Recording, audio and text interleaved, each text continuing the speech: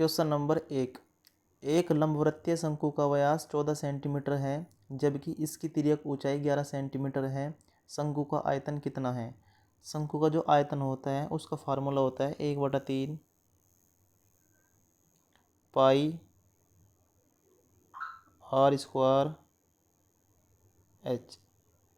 Answer जो भी होगा, पाई के अंदर 11 छिपा हुआ है, 11 का मल्टीपल होगा। क्या पहला ऑप्शन 11 का मल्टीपल है? 8 और 3 11। यस, पहला ऑप्शन 11 का मल्टीपल है। दूसरा ऑप्शन 11 का मल्टीपल है 7 4 11। यस, ये भी 11 का मल्टीपल है। तीसरा ऑप्शन 11 का मल्टीपल है 8 और 1 9। ये 11 का मल्टीपल नहीं है। 8 2 10। ये भी 11 का मल्टीपल नहीं है। 11 का मल्टीपल वो होता है अगर सम और विषम स्थानों का जो अंतर 0 हो या 11 हो, उसे 11 का मल्टीपल बोलते हैं। मैं 2 ऑप्शन में फंस गया मेरे भाई।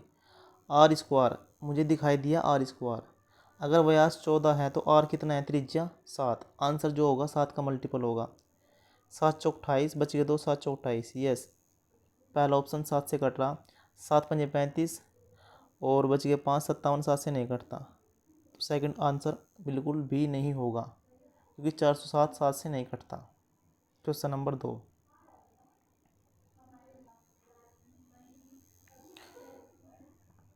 निम्नलिखित में से कौन सी संख्या एक अभाज्य संख्या है? अभाज्य संख्या वो संख्या होती है जो खुद से कटती है और एक से कटती है। सबसे पहले मैं चेक करता हूँ 1049, इसको छोड़ो। 917 किससे कटता है? ये कटता है 7 से। 7 1 7, बच गए 2, 7 21, 7 1 7। यह अभाज्य संख्या नहीं है। 901। 17 पंजे 85, बच गए 5, 17 51। ये कट गया 17 से। 1047। 7 4 11 और 1 12, ये कट गया 3 से। तो फर्स्ट आंसर आ जाएगा, ये अभाज्य संख्या है। Question number 3। कुमार ने 2 योजनाओं ए और बी में कुल 16,900 का आंशिक रूप से निवेश किया। दोनों योजनाओं में साधारण ब्याज की दर क्रम से 14% वार्षिक और 11% वार्षिक थी। यदि 2 वर्षों में अर्जित कुल ब्याज 4498 था तो योजना बी में निवेश की गई राशि कितनी थी? थोड़ा ध्यान से समझिए इस क्वेश्चन को। मैं से परसेंटेज ब्रेक मेथड से करूँगा। परसेंटेज ब्रेक मेथड से। ए और बी, ये 2 बंदे हैं मेरे भाई। वार्षिक जो ब्याज दर है, ए की है 14% और बी की है 11%। प्रिंसिपल कितना दे रखा मेरे भाई? प्रिंसिपल दे रखा आप लोगों को 16,900। क्या मैं 11% को इस तरीके से लिख सकता हूँ? क्योंकि मुझे बी का मान निकालना, तो मैं बी पे ही फोकस रखूँगा। 11% को मैं लिख सकता हूँ, क्या लिख सकता हूँ 11% को? मैं लिख सकता हूँ 11% को 14 - 3% लिख सकता हूँ, बिल्कुल लिख सकता हूँ। तो प्रिंसिपल कितना है? 16,900। 2 साल में कितना ब्याज मिला? 4498। तो 1 साल का ब्याज कितना आ जाएगा? 1 साल का ब्याज आ जाएगा मेरे भाई, 2 से डिवाइड कर दो, 22 और 49। 22 से 49, ये 1 साल का ब्याज आएगा मेरे भाई। 1 साल का ब्याज आएगा 22 से 49। अब देखो 14% इधर भी है, 14% इधर भी है, तो 16,900 का 14% ब्याज तो आना ही आना है। इसको 14% निकाल लो। 2 जीरो से परसेंटेज हटका भाई। 14 निम्न 126, हासिल 12, 14 6 84, 84 12 96, हासिल 9, 14 1 14, 14 9 23। ये आएगा 2366, 14% के हिसाब से ब्याज। ठीक है, हमारा ब्याज 1 साल का कितना है? 2249 आया, कितना? 2366। तो कितने की कमी हो रही मेरे भाई? 16 मतलब 9 गए 7 और 5 मतलब 4 का 1, 3 मतलब 2 का 1। ये कमी हो रही है 117 की। क्यों? क्योंकि 3% कम ले गया कौन, बी। 3% कम कौन लेगा, बी। तो 3% की वैल्यू 117 है, तो 1% की वैल्यू कितनी आ जाएगी, 39। अगर 1% की वैल्यू 39 है तो हमें निकालनी योजना बी में निवेश की गई कुल राशि, अर्थात 100% की वैल्यू, तो मल्टीप्लाई 100। तो 3900 इस क्वेश्चन का आंसर होगा मेरे भाई, जो कि ये रहा। Question number 4। एक पुलिसकर्मी एक चोर का पीछा करता है जो उससे 450 मीटर की दूरी पर है। पुलिसकर्मी को देखते ही चोर 9 किलोमीटर प्रति घंटे की चाल से दौड़ने लगता है। पुलिसकर्मी तुरंत 12 किलोमीटर प्रति घंटे की चाल से पीछा करता है। आखिर चोर पकड़ा जाता है। चोर द्वारा भागने में तय की गई दूरी ज्ञात करें। देखो डिस्टेंस सेम है, अगर डिस्टेंस सेम है तो स्पीड और टाइम का जो प्रोडक्ट होता है वो डिस्टेंस के बराबर होता है। स्पीड कितनी दे रखी मेरे भाई, स्पीड दे रखी 12 किलोमीटर, ऐसे लिख लेता हूँ मैं। जो चोर है, चोर उसे बोलता हूँ मैं थेप, और जो पुलिस है उसे बोलता हूँ मैं पी। पुलिसकर्मियों को देखते ही चोर 9 किलोमीटर प्रति घंटे की चाल से दौड़ने लगते हैं। चोर की जो स्पीड है 9 किलोमीटर प्रति घंटा, और पुलिस की स्पीड कितनी है 12 किलोमीटर प्रति घंटा। डिस्टेंस कितनी दे रखी, 450 मीटर, यह दूरी, जिससे कि पुलिस इसका पीछा कर रहा चोर का। क्वेश्चन के अकॉर्डिंग डिफरेंस कितना का डिस्टेंस में, 12 मतलब हो गए 3, तो 1 यूनिट की वैल्यू कितनी आ जाएगी, 150। अगर 1 यूनिट की वैल्यू 150 आ जाएगी तो हमें निकालनी टी अर्थात चोर, चोर द्वारा भागने में तय की गई दूरी। अब हमें निकालनी 9 की वैल्यू, 9 गुना 150 आ जाएगा 15 निम्न 135, 1350 मीटर। और 1350 मीटर को जब मैं किलोमीटर में कन्वर्ट करूँगा बटे 1000, तो कितना आ जाएगा वो, पॉइंट से पॉइंट हटेगा 1.35 किलोमीटर। इस क्वेश्चन का आंसर होगा। Question number 5। 1200 पुरुषों के एक सैन्य दुर्ग के पास 15 दिनों के लिए खाद्य पदार्थ हैं। यदि सैन्य दुर्ग में 600 पुरुष बढ़ा दिए जाए तो खाद्य पदार्थ कितने समय तक चलेगा। 1200 पुरुष है मेरे भाई सैन्य दुर्ग में, 15 दिन के लिए इनके लिए खाना है। उसके बाद 600 और आगे, अब कितने हो गए 1800, कितने हो गए 1800। तो खाद्य पदार्थ कितने समय तक चलेगा ये हमसे पूछा। इसे एक्स मान लो भाई, 0 से 0 कट गया भाई, 6 दूनी 12 और 36 18, 3 बजे 15, तो 5 दूनी 10, एक्स का मान कितना आगा 10, और 10 इस क्वेश्चन का आंसर होगा। Question number 6। दो विषय गणित और भौतिक में राम के अंक 8:13 के अनुपात में हैं। यदि उसे गणित की तुलना में भौतिकी में 25 अंक अधिक मिले तो गणित में उसने कितने अंक हासिल किए। गणित में अंक हासिल करे मेरे भाई 8, आंसर जो भी होगा 8 का मल्टीपल होगा, एक ही ऑप्शन 8 का मल्टीपल है। या बेसिक से करना चाहो, उसे गणित की तुलना में भौतिक में 25 अंक अधिक मिले तो कितने अंक अधिक मिले, 13 मत 8 गए 5, और 8 की वैल्यू हमें बतानी, 5 पंजे 25 और 5 अट्ठे 40। इस क्वेश्चन का आंसर होगा ये रहा। Question number 7। रीना ने गलती से 45 को 54 पढ़ लिया। इस प्रक्रिया में हुई प्रतिशत वृद्धि या कमी ज्ञात कीजिए।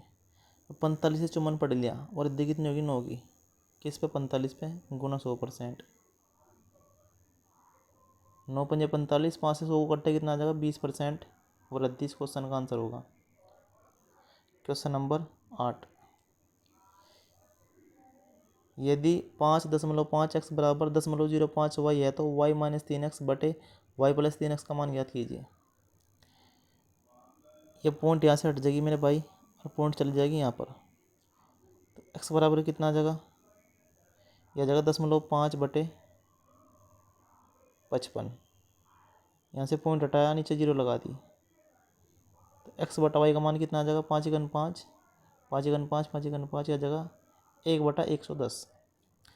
तो y - 3x का मान कितना आ जाएगा मेरे भाई, यहाँ से y का मान कितना 110, 110 माइनस 3 × 3, उसके बाद 110 प्लस 3, तो 110 में 3 गए 107, और 110 में 3 ऐड करें 113। इस क्वेश्चन का आंसर होगा क्वेश्चन नंबर 9। आधार का व्यास 21 सेंटीमीटर और ऊंचाई 42 सेंटीमीटर वाले एक बेलन का संपूर्ण पृष्ठीय क्षेत्रफल ज्ञात कीजिए।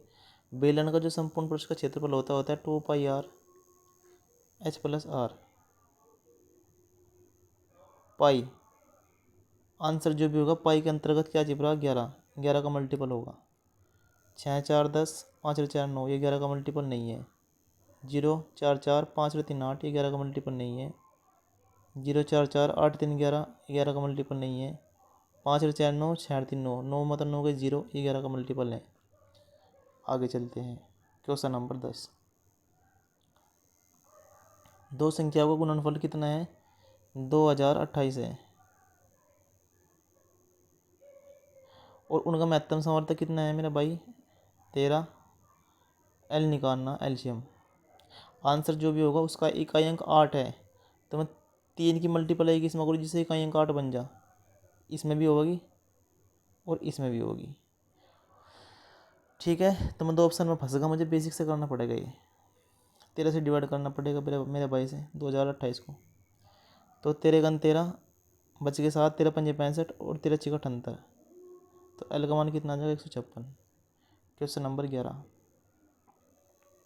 एक दुकानदार 10% की छूट देने के बाद वस्तु को 360 में बेचता है। यदि उसने 20% की छूट दी होती तो उसका विक्रय मूल्य कितना होता? देखो 360 में बेच रहा 10% छूट देने के बाद, तो 10% अगर छूट दे रही कितने की बिकेगी? 90 की। उसके बाद विक्रय मूल्य पूछा, 20% की छूट दी जाती है तो कितनी बिकेगी? 80 की। तो 80 का हमसे पूछी। 0 से 0 कट, 9 चौक 36, 40, और जब मैं 40 के 8 में मल्टीप्लाई करता हूँ 8 चौक 32, 320 इस क्वेश्चन का आंसर होगा। Question number 12। 3660 पर 1.5 वर्ष के लिए 10% प्रतिवर्ष की दर से साधारण ब्याज और ब्याज के अर्धवार्षिक आधार पर चक्रवृद्धि किए जाने पर चक्रवृद्धि ब्याज के बीच अंतर कितना होगा? निकटतम बताना। देखो 10%, 1.5 साल में 10% के हिसाब से ब्याज कितना बनेगा? 15%। उसके बाद अर्धवार्षिक की बात चल रही, वो भी चक्रवृद्धि, तो अर्धवार्षिक में क्या होगा मेरा भाई? दर जो है 5% हो जाएगी। कितनी? 5% हो जाएगी दर, और 5% दर हो जाएगी 1.5 साल में 3 साइकिल बनेगी, तो ब्याज कितना बन जाएगा? 15.7625। कितना बन जाएगा मेरे भाई? 15.7625%। और ये भी परसेंट ही है। तो 3660, इसका डिफरेंस नहीं लेना। जब हम इसका डिफरेंस करेंगे तो कितना आ जाएगा? 7625, और मैं 7625 को मोटा मोटा लिख सकूँ 0.75%। और 0.75 का परसेंट का मतलब क्या होता है भाई? 25 से 75, 25 चौका 100, 25 से 75, 25 चौका 100,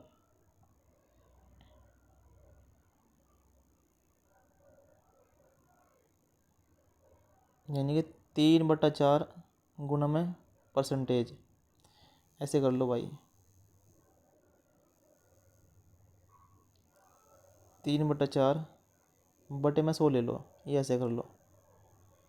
0 से 0 कट गई भाई, 4 9 36,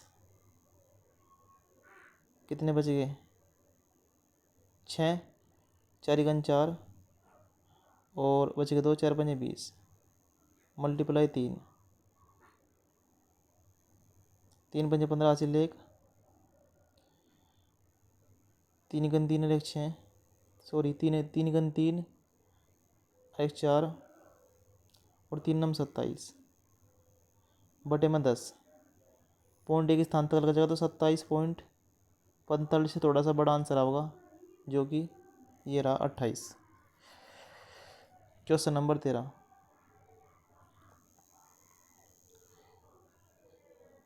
घनाभ के आयतन में कुल प्रतिशत परिवर्तन कितना होना चाहिए यदि इसकी लंबाई चौड़ाई क्रम से 24%, 45% की वृद्धि की जाए, जबकि इसकी ऊंचाई में 55% की कमी की जाए। 24% की वृद्धि कर रहे हैं, 24% की फ्रैक्शन वैल्यू कितनी होती है? 6/25। तो कितना हो जाएगा वृद्धि करने के बाद 31/25। 45% की वृद्धि, 5 नम 45 हो जाएगा मेरे भाई 29/20। और 55% की कमी ये हो जाएगा मेरे भाई 55% की कमी, तो 5 तक कट्टा कितनी बार 11, ये हो जाएगा 9/20 बराबर 25 दूनी 50, 2 पंजे 10, ये तो आ जाएगा 10,000।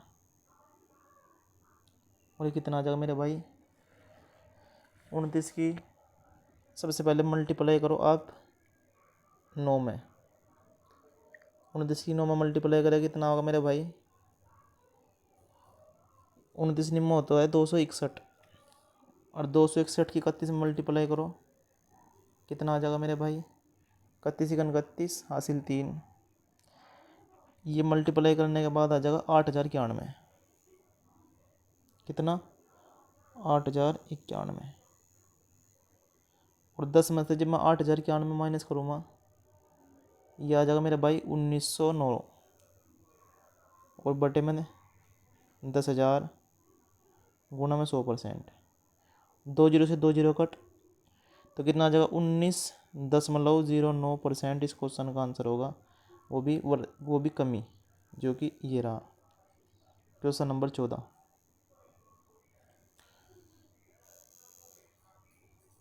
एक वस्तु को 23.75% के लाभ पर बेचा गया यदि वस्तु का क्रय मूल्य वास्तविक मूल्य से 1,000 अधिक होता, जबकि विक्रय मूल्य अपरिवर्तित रहता तो अर्जित लाभ 10% होता। वस्तु का वास्तविक क्रय मूल्य क्या था? जो CP है, CP मैंने मान लिया CP मेरा 100x है, और जो SP है सेलिंग प्राइस हो जाएगा 123.75%। ये ऐसे लिख लेता हूँ मैं CP और SP। CP है 100x, SP कितना है 123.75%।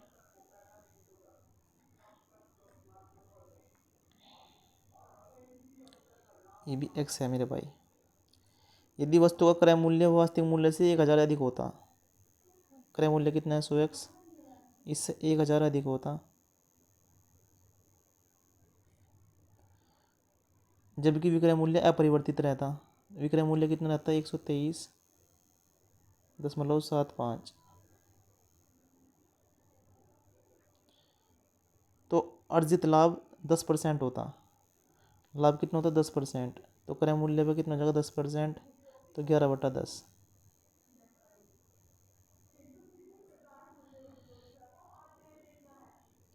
ये x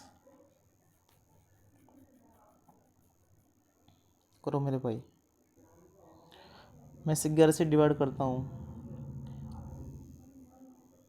कितना आ जाएगा 11 कन 11, 11 कन 11, 11 दूनी 22 और 11 पंजे 55, 100 दशमलव लग रहा 2 स्थान तक 11.25। उसके बाद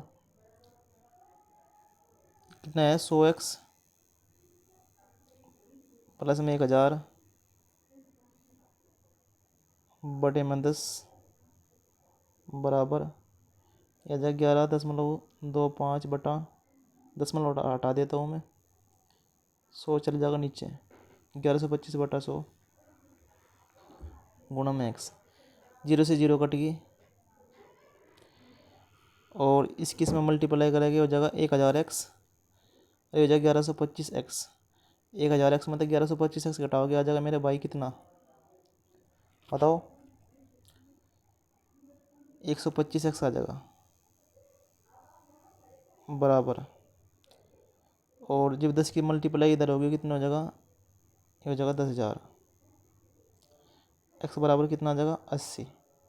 अगर x बराबर 80 है, मैंने CP कितना मान रखा 100x, तो CP कितना आ जाएगा 8,000। Question number 15।